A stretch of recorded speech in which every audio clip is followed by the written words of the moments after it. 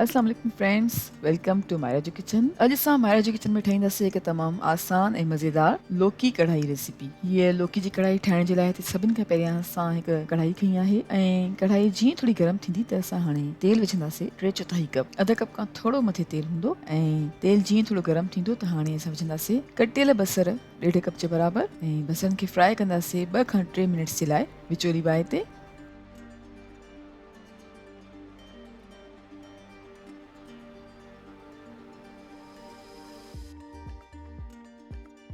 बसरनि खे 2 खां 3 मिनट्स जे लाइ विचोली बाहि ते फ्राई कयो आहे। हाणे विझूं था कटियल थूम 1 टेबल स्पून।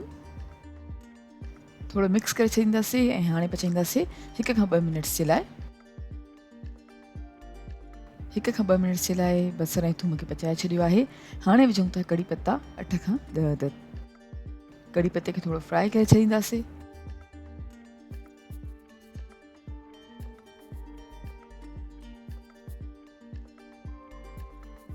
ऐं कड़ी पत्ते खे कुझु सेकंड्स जे लाइ असां फ्राई कयो आहे। हाणे विझूं था टमेटो प्यूरी, तक़रीबन 4 खां 5 अदद मीडियम साइज़ जा टमाटा खणी ऐं असां पाणी सां गॾु पीसे छॾिया हुया।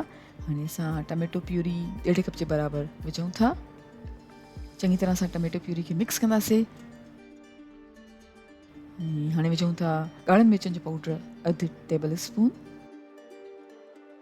लूणु विझंदासीं 1 टीस्पून।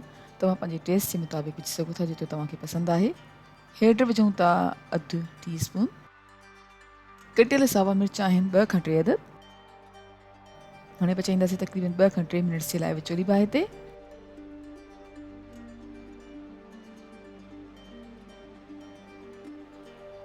ॿ खां 3 मिनट्स जे लाइ मसालनि खे विचोली बाहि ते पचायो आहे। हाणे असां विझंदासीं लौकी जेका आहे 1.5 किलो। 1.5 किलो जे क़रीब कटियल लौकी असां विधी आहे ऐं हाणे चङी तरह सां मिक्स करे छॾींदासीं।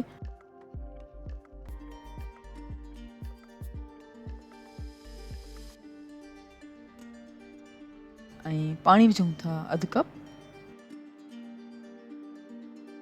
पाणी खे बि चङी तरह सां मिक्स करे छॾियो आहे ऐं हाणे ढक ॾेई करे पचाईंदासीं तक़रीबन 15 मिनट्स जे लाइ हल्की बाहि ते।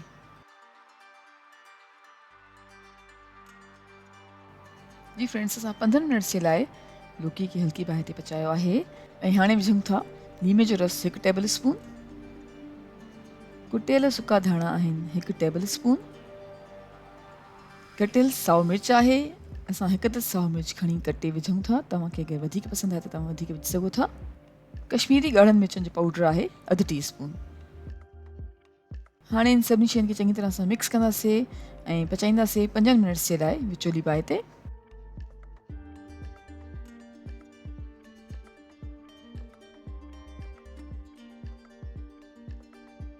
जी फ्रेंड्स, 5 मिनट ताईं असां विचोली बाहि ते लौकी खे पचायो आहे ऐं हाणे असांजी मज़ेदार ऐं आसान लौकी कढ़ाई बिल्कुलु तयारु आहे।